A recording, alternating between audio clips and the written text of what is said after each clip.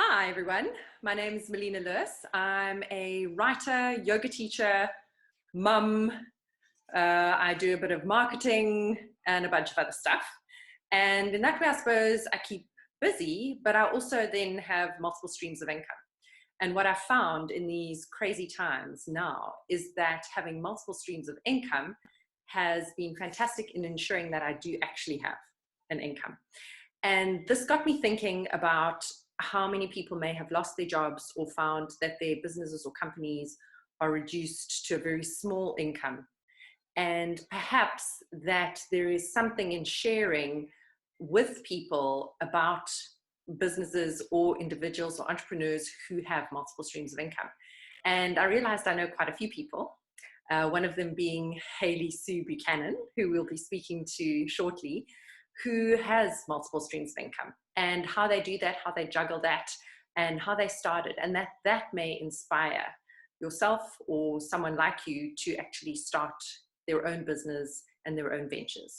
So we're going to jump straight in. As I mentioned, I'm speaking to Hayley Buchanan. She is a friend, and she is also a fantastic entrepreneur. She is a real busybody. I might even say busier than myself. And so we're just going to jump straight in, and Hayley can tell you more about herself. Great, Hayley. Thank you so much for coming and speaking to me today. I want to kind of, before we even start, I want to ask you a cheesy little question. Tell me, Sure. before you or what was the first memory you have or dream that you had in terms of what you wanted to be as a child?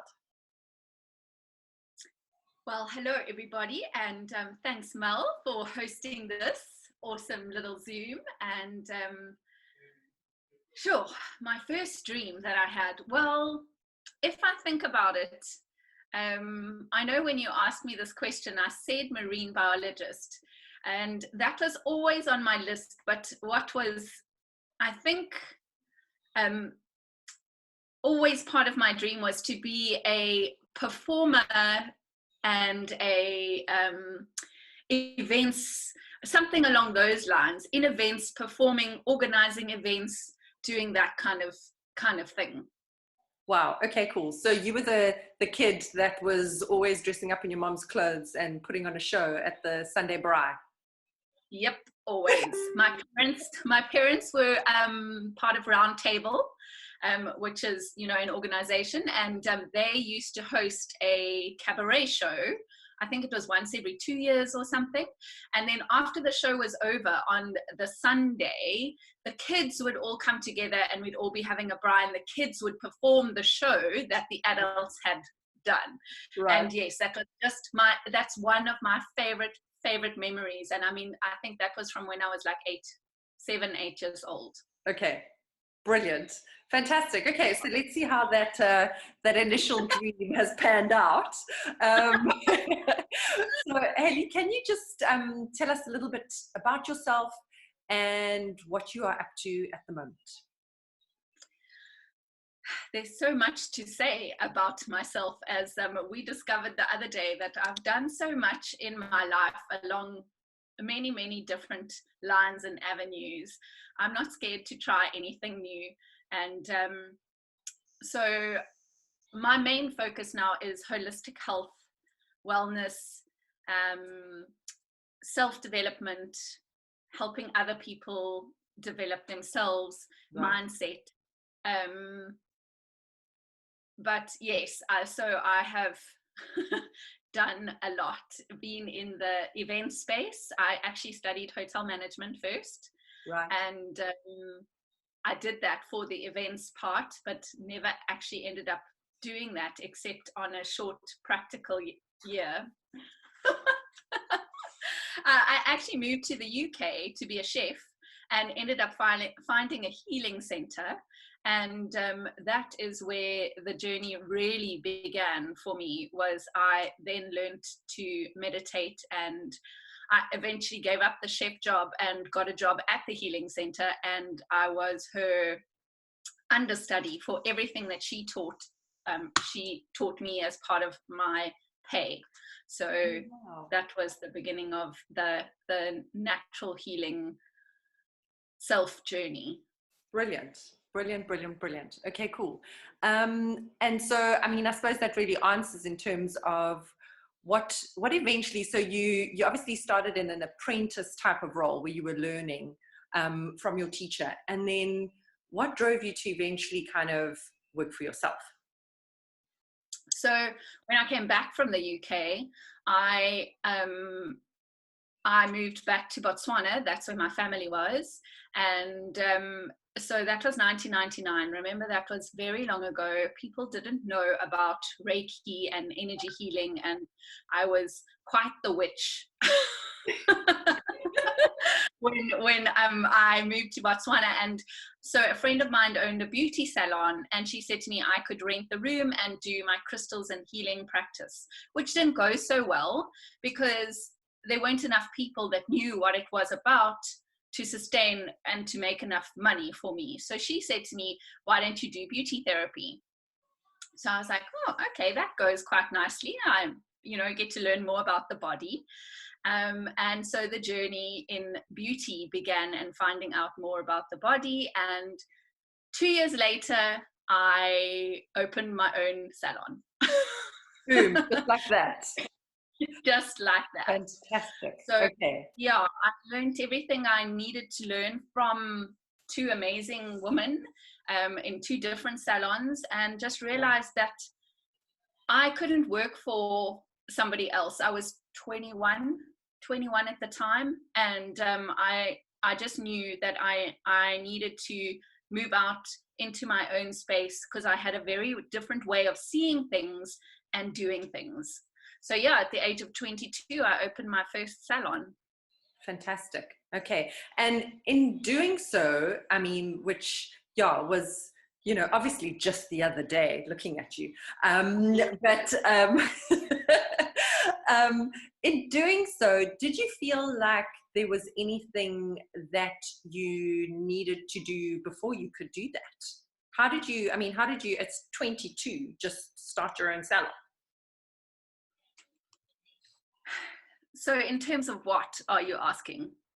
Well, I mean, did you just walk into a building and go, hey, I'm just going to rent this space? Did you have to have surety? Did you have to have a bank account, money? So I was very lucky that I had the support of my family and my dad, and a very clever accountant boyfriend at the time. And he was my yes, no, this will work, this won't work, you need this, because I'm not a numbers person. I don't look at numbers. I get a feel for a business and I just know it's going to work. And I've always trusted my intuition and gone with that. And then I have people that can help me and say, that's not going to work, that's not going to work, you need to do it this way or this way. So they were building a shopping center at the time, and there was a pharmacy, and they were looking for somebody to have a room at the back of the pharmacy. And I was like, well, that's fantastic, because it's not a huge overhead. It's just a room, it's just me, I don't have to take staff on immediately, etc., etc. So it was a very neat little box, and it all just worked out perfectly with the help of my dad and this accountant boyfriend. Okay, so I think there's some valuable bits and pieces there. What I love is that yes, you had support of someone, and often when we start a business, I find that is the truth. Maybe you've got money saved up, and so you're at that point where you can support yourself, but maybe not. You maybe have to lean on someone or get a loan. Okay, which is absolutely fine. And then you also then had knowledge from people around you. So looking at, okay, you were lucky your boyfriend was an accountant, but he could have been a friend, he could have been a relative. So asking those clever people who do numbers, those people, for help and advice. I know my poor husband gets dragged in a lot for that. So drawing in those pieces of experiences, knowing where your weaknesses lie, where you're not so good. You had the feel. This I actually learned from Richard Branson. Yeah. He is the most phenomenal idea man. Right. And he doesn't do everything himself.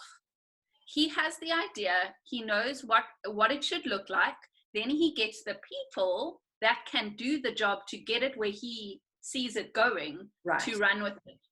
Absolutely. So that is so important, is to find those people that are around you that can help you on the journey to growing the business that you're looking to create. Absolutely. Absolutely. Okay. Because we're not all good at everything, you know, although I like to think I'm good at everything. It's not fun for me to do everything in the business, and numbers is not one of the things that I love to do. I've always had somebody else doing my numbers. My poor mother-in-law now is an accountant, and she has always done my numbers since she's been in my life. That's even better to have a mother-in-law who's an accountant. Oh my word, the money we all spend on accountants. Anyway, note to self, always have an accountant, a reliable, trustworthy one, that is. Yeah, and I suppose the other thing that I just wanted to, just going back, take from that statement is that you started small.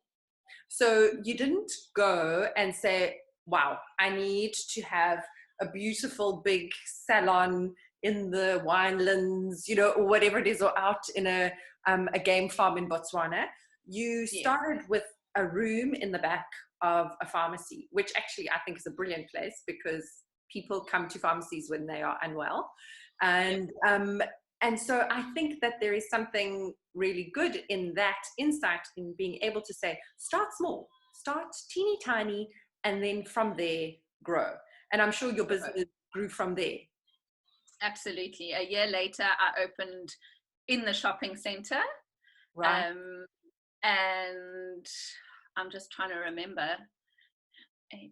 3 years later, I opened a day spa. Amazing. I mean, there you go. Yeah. There you go. Okay. So like, it just shows that natural progression. It doesn't have to be the 5 million rand place first. No. Yeah. Okay. Fantastic. So I wanted to just ask you, currently now, kind of if we just jump forward, how many income streams do you have now? Okay, so you started small, you created this big business, you've obviously moved to Cape Town. So obviously things have changed and evolved, and you've also got a number of different businesses going at the same time. How many are you currently sitting on at the moment? I think I have about 5 at the moment, Mel, and I'm so glad you asked this question, because a lot of people get confused about different income streams. So yes, Robert Kiyosaki says we should have 7 income streams, but we should focus on one. Okay. Because it's so, you cannot have energy split into 7 different areas that require a lot of input all the time. It's just impossible. Right. So the part about all the different income streams is to have your one that you are focusing on and really putting your energy and action and actual time into, and then the others should just flow and be making you money without you actually having to do anything. So this is where the confusing part is, because when you hear this, you think, oh sure, but I have to add this, and this, and then nothing works, because your focus is split over 7 different ideas. And you really need to focus on the one. So like the different streams could be investing in, if you have the money, investing in a friend's business that you think is going to be a great startup, investing in gold, investing in cryptocurrency. You should have different I can't think of the word, in your portfolio. So that there's always a backup coming in somewhere. So at the moment I have a business that is just me. I went from having a day spa, which included a lot of staff and a lot of stress. So your businesses, you've gone basically from the wellness to me. Yes. So right back to just being me. Okay. And what I have found has really helped me is social media. Okay. Social media is a huge part of my business, even though it's not directly related to it. You know, I am a massage, healing, energetic wellness person that sees Right. one-on-one clients, right? Okay. But because I've grown a huge network of people and following across social media, so many people now connect with me online, and I'm able to help people, coach people one-on-one through Zoom, through Skype, through whatever. I have little courses that people can do online. So, and then I also strayed away from that and opened a cocktail cart, which for a brief moment I thought would be very awesome because I love a cocktail. Don't we all? But you do realize that to sell what you love doesn't always equate to a good business idea. Yeah. So selling the cocktails was great, but not, it didn't really fit into my main focus where I should be focusing. Right. Okay, yeah. But that's great because I suppose that speaks to, trying different things. Yes. So it's okay to try something and then go, ooh, oh, well, that didn't work. But I suppose that's, in your personality in terms of that, you want to try things and experiment, yes, but you're not shying away and saying, you're not blaming the cocktail cart. You're kind of learning from that experience and going, oh, it actually didn't fit into my brand, if you want to call it that. And so it actually doesn't work. So, but it might suit someone else. Yeah, exactly. So and like I was saying to you, everything that I've ever done is always about growing and learning from the experience. It's never about succeeding or failing. It's just about learning. And school fees. Somebody always used to say to me, you know what? Sometimes it costs you a lot of money to learn something. Absolutely. I couldn't agree more. I mean, I paid school fees on my first book.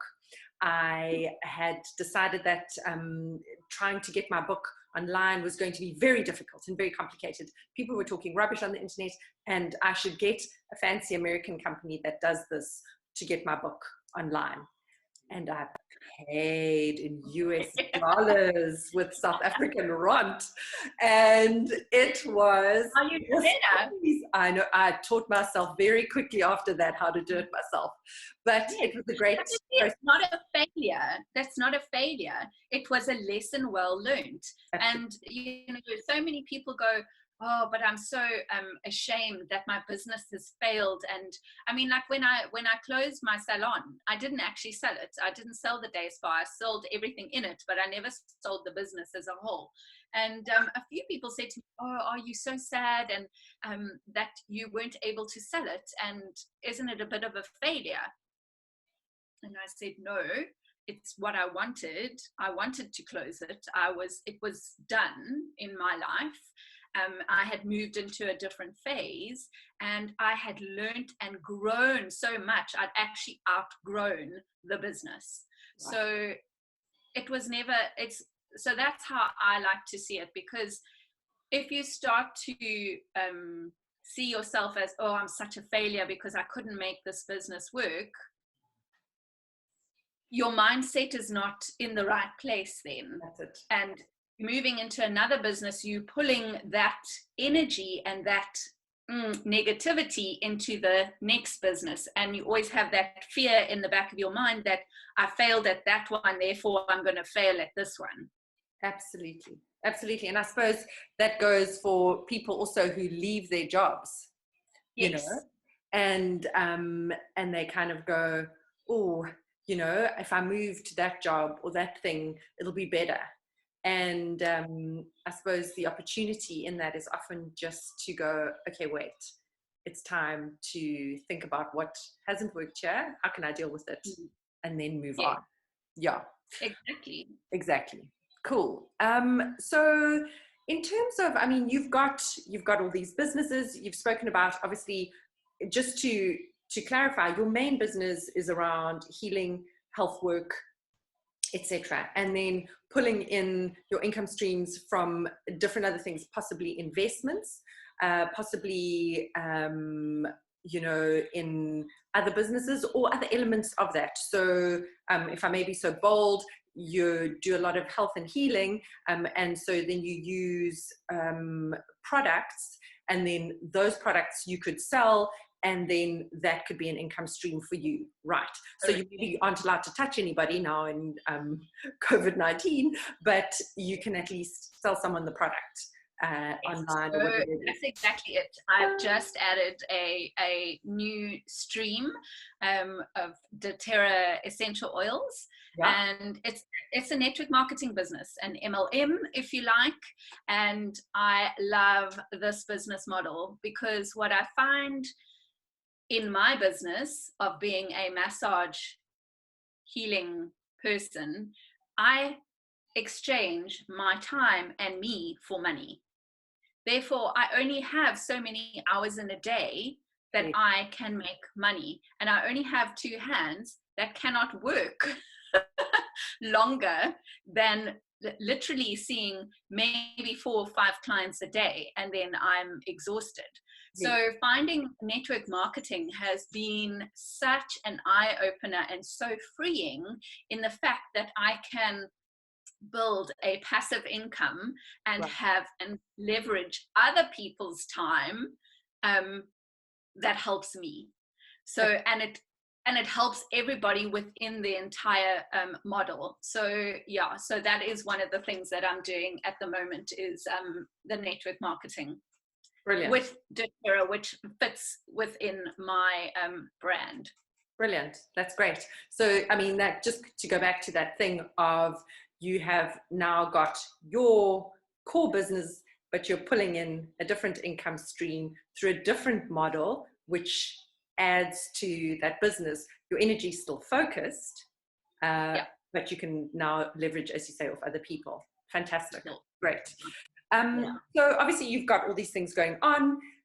In terms of like goal setting, so I do believe in goals. I'm one of those. I walk around with my little notebook and pen, and I'm constantly scribbling down the things that I want to do to remind myself, because yes, we're getting on. So I don't always remember everything. And I feel like those are like mini goals, maybe in the day, maybe in the week, etc. I'm fascinated to know how other people work and how you set your goals, and what does that look like? Yeah, so I actually started network marketing about 8 months ago, and they teach you a lot about setting goals. So I've become very aware of, I've always had goals and dreams, but never really written them down and been focused on them. So now, yes, I have targets for the day on what I need to get done in terms of talking to people or inviting people to classes, sharing an experience on social media. So it's like a to-do list, right, of goals for the day that need to happen to get to the goal at the end of the week, that gets to the goal for the end of the month, that gets to the goal for the end of the year, that gets to the 5-year goal, right? Okay. So, and I think that's where you can also get a little bit overwhelmed, is when somebody says to me, well, what's your goals for the year or your 5-year plan? I'm like, huh? What? That's way too far off. So when you have short-term things to do, you can start to see where you want to go, how I'm going to get there, and what you can actually create in 5 years, which changes the whole energy of it, rather than it being a pressure to achieve this goal that I just sucked out of nowhere because somebody said I should have a goal. Yeah, absolutely. I think it's also, I always liken it to writing a book. because, you know, often people say, oh my word, you wrote a book. And I'm like, yeah, it's not hard. And you can ask a lot of other authors in terms of creating a bound thing is not difficult. All the devil's in the detail, in the sense that creating that end product isn't the thing that kills you, right? It's perfecting that creature. But the important thing in terms of writing a book was just the consistency in terms of sitting down daily and writing 1 page, 1 line, 1 paragraph, 6 pages, whatever it was, but creating that habit, your to-do list, and then eventually coming out with that document. What happens thereafter in terms of the editing and all of that stuff that needs to be done is that's the difficulty. But the creation of a product that you can then work with isn't that difficult if you are just consistent and you do your little to-dos every day. Yeah. So yeah, I'm in full agreement with you on that one. Cool. Yeah. So, Consistency and taking action to reach those goals. And to do this every day is key to moving forward. Yeah, brilliant. Cool. In terms of what would be your piece of advice to someone who is maybe they've been employed, maybe they find themselves unemployed, maybe they are deciding that, well, actually I quite like working from home. I've always wanted to own my own business. I maybe just don't know how. What would be your hack, and what would be your advice in starting out? So to always be authentic is probably the business hack. No matter what you do, you have to be authentic in what you are putting out there. Otherwise, people just don't resonate with it. If it's coming from a place of, if it's not coming from the right place, then people just don't resonate with it, and it won't work. Is to truly be honest with yourself. Whether you can actually work for yourself or whether you actually enjoy working for somebody else. Because not all of us are created the same. And there are people that love working for a boss. And then there's people like me that just cannot work for anybody else. And I'm so glad I figured that out at such a young age. So it's really be honest with yourself, because working for yourself is not easy. It's not all roses and sunshine and walks on the beach, which I take a lot of.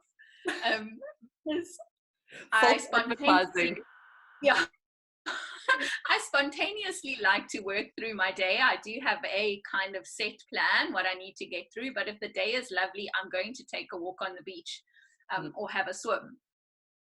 That's my prerogative, working for myself, right?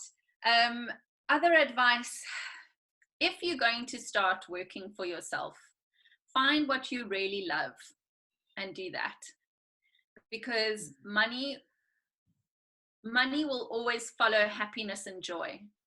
So if you are happy and you love what you do, that's the saying, isn't it? If you love what you do, you'll never work a day in your life. Absolutely. So, and it's true, the money really flows when you are connected in that space. Because if you choose to do something that is really not your thing, you don't get any joy from it. What is the point? We have to work. We don't have to work, but we enjoy creating stuff. And I love my work. I love what I do. So why not do what you love every single day instead of doing something that you actually hate? Because why are you here if you are in a job or even in your own business and you hate it? You have this life to live. you don't really need to add the extra strain and stress on you. And I mean, I saw it with Dave. Dave was doing a job that he absolutely hated and had to leave home at 6 in the morning and only got home at 7 in the evening, and he was a nightmare to be around. And I eventually said to him, please just leave. Please just resign. And he said, but I can't, we don't have a backup. I said, you know what? Something will show up for you, because you are not happy. So nothing is flowing. You're fighting with us. You're fighting with your family. It's not working, clearly.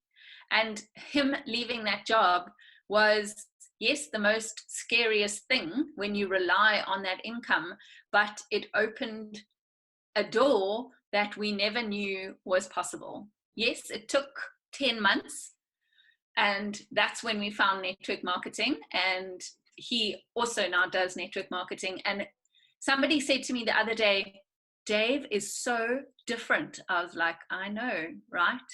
Because he has found what he absolutely loves, and that's what life is all about, you know, business, jobs. In this reality, we require money to make this world go round. So if you require that money, do something that you love, at least, so that you can have the joy and happiness in your life. Brilliant. Brilliant, Hayley. Thank you. I couldn't agree more. And I'm hoping that more people are going to be able to follow their hearts and their dreams and use clever friends and people and social media to get their businesses off the ground. Ask for help. Ask for help. It's not so hard. Yeah, exactly. So to end off, where can people get hold of you if they would like to chat? Well, I'm pretty much everywhere. Facebook is my favorite medium. So that's Hayley Sue Buchanan, and the Sue is SU, HAYLEY, and then SU Buchanan. And Instagram is Hayley_Sue. Yeah, or you can email me, hostesshayley@gmail.com. Brilliant, brilliant. Thank you so much, Hales. That's fantastic. I think you've been more than inspiring and amazing. And yeah, thank you so much for chatting with me today. Thank you so much, Mel. Thank you. Bye. Bye-bye. So thank you everyone who's listened today.